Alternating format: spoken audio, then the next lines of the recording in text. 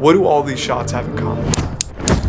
Besides being undeniably beautiful, they follow 7 framing techniques that make them feel cinematic, intentional, and most importantly, drive the story forward. In today's video, we're going to be breaking down the visual language of Severance and The Substance, which in my opinion are 2 masterclasses in modern cinematography. We're going to explore what makes their framing so compelling and how these techniques can help transform your work. But I'm also going to show you guys how I drew inspiration from my film The Divide, and most importantly, how you guys could take these techniques and be able to achieve this with a limited crew and limited budget. So let's jump into it.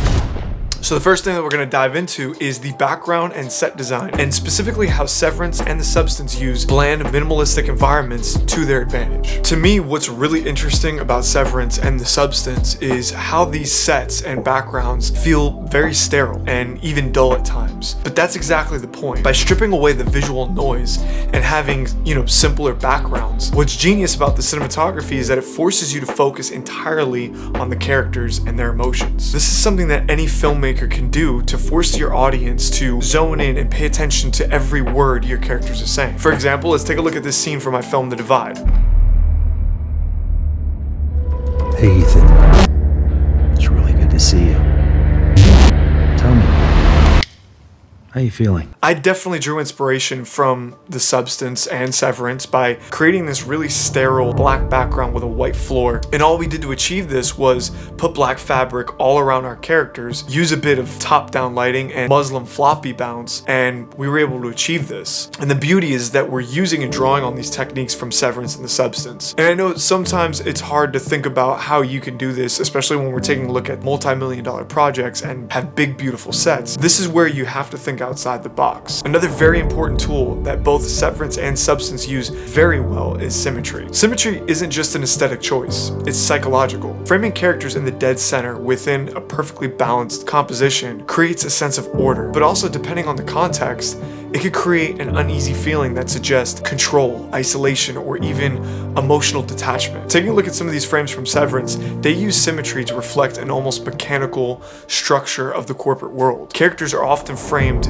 in tight corridors, almost as if they're confined in boxes with perfect geometry. And what this does is mirror how they're controlled in their environment around them. Now, very similarly, in Substance, the symmetrical framing almost makes things feel uncomfortable in a way. And because things are so symmetrical and balanced, they lead the viewer's eyes right to the subject. Not only are they intentionally symmetrical, but they're using something called leading lines, and that helps guide the viewers to a specific point in the frame, which is another very important technique that we're going to discuss. Leading lines force your viewer's attention subconsciously to a specific point in the frame. In this shot down the hallway, there are a ton of leading lines forcing your eyes to go to the center of the frame.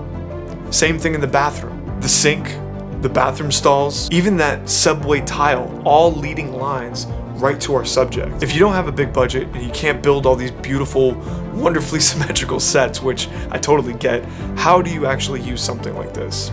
Well, the truth is there are leading lines and shapes all around us in the world. For example, in my film, we shot at night on this street. And to frame this shot of me lying on the road, we used the white street line, helping guide the viewer's eyes right to my face. And of course, like I said, there's lines and symmetry all around us. Think of the window frames, think of a door frame. In the city, there are buildings, there are stairways. I think once you start to open your eyes to this, you can start to use your surroundings as tools to help you create some sort of symmetry and balance in your frame. Speaking of balance, another very important technique to consider is something called the rule of thirds. Sometimes when you're framing a shot, it can be difficult to understand how to create a sense of balance and symmetry. But an easy way to do this is by using the rule of thirds. And what this does is cut the frame into 3 equal parts horizontally and vertically. Notice how this frame in Severance has all 3 of our characters taking up a third of the frame. And there are many ways to use this. For example, by placing a character on the edge of a frame, you can suggest vulnerability. And if you frame them low on the horizontal third, especially in the sterile environments that we've talked about, it can start to make them feel small against the oppressive structure around them. You see, in Severance, characters are frequently framed so that way their heads fall right on the top third line. And what this does is subtly emphasize their emotional detachment. And in The Substance, they often use the rule of thirds to create symmetry, but they also intentionally break this rule to make you feel discomfort subconsciously, really drawing the viewer's attention to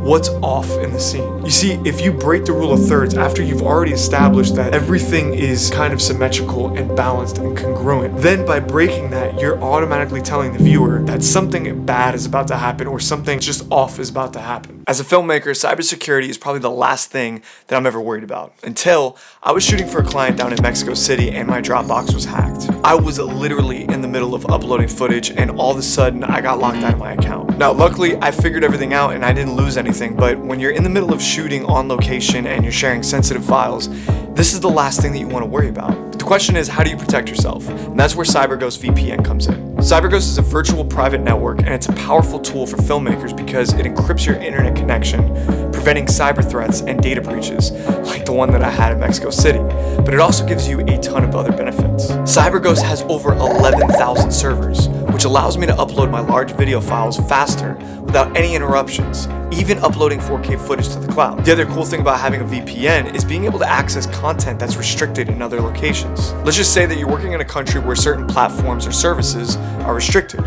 Well, a VPN allows you to access platforms like YouTube, Vimeo, Google Docs, and any other essential platforms you need for your film production. What a VPN does is that it hides your identity and location, preventing tracking from advertisers, authorities, or competitors. And I was really happy to find out that Cyberghost has a really user-friendly interface. But the one thing that really gives me peace of mind is knowing that anytime I'm traveling, whether I'm using the Wi-Fi in the hotel room or at the airport, is that I'm actually using something safe by using a VPN. And Cyberghost VPN is one of the most affordable VPN services on the market. In my opinion, Cyberghost is a great option if you're looking for a VPN service. And if you guys are interested, I'll leave a link down below. One of the most powerful tools in cinematography when it comes to shaping mood, tone, and even subtext is color. Now, I can make an entire video about color, but what's incredible about both Severance and The Substance is how do they utilize a limited color palette, but most importantly, it's a controlled color palette that really reinforces the theme and the emotion of a scene. Severance has got to be one of the most interesting color palettes I have ever seen. I mean, the color is deliberately muted. They have cool tones, very sterile, different shades of whites, and then different shades of greens. And if you look at any frame in Severance, especially when they're in the office scenes, there's only 2 or 3 colors in every scene. But the question is why? Utilizing a limited color palette helps guide the viewer's emotional response without distracting them with extra visual noise. A lot of what makes Severance great is the dialogue. By not having the viewer's mind distracted by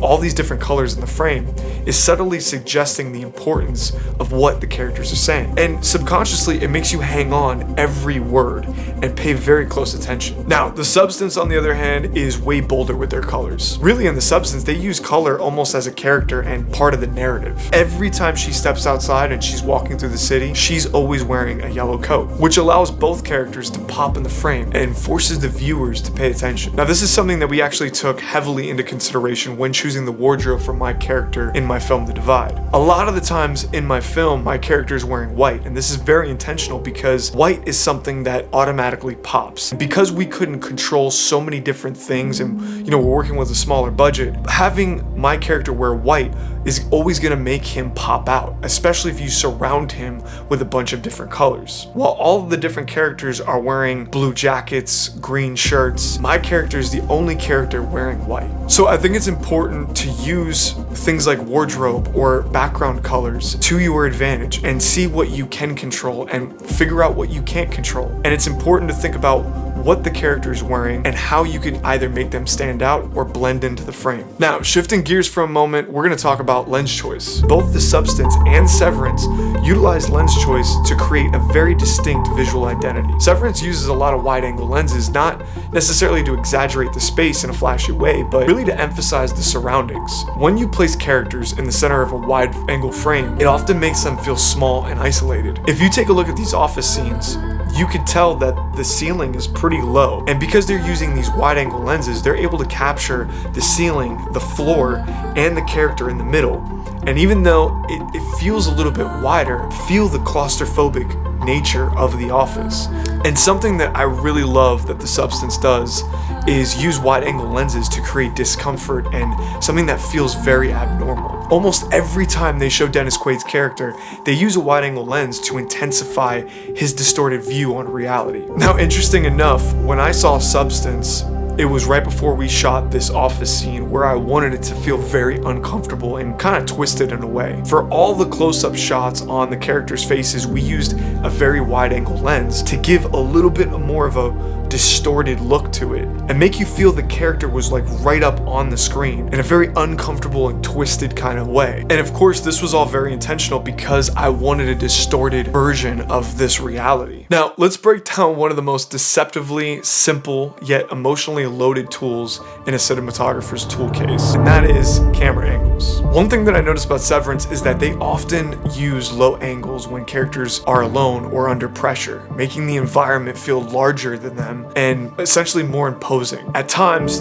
you could tell that the ceiling kind of like looms over their head, making the characters feel small and insignificant. On the flip side, high angles are occasionally used to evoke a sense of surveillance, subtly reinforcing the theme of control as if the characters are constantly being watched and monitored. And again, I used a lot of this inspiration for my film.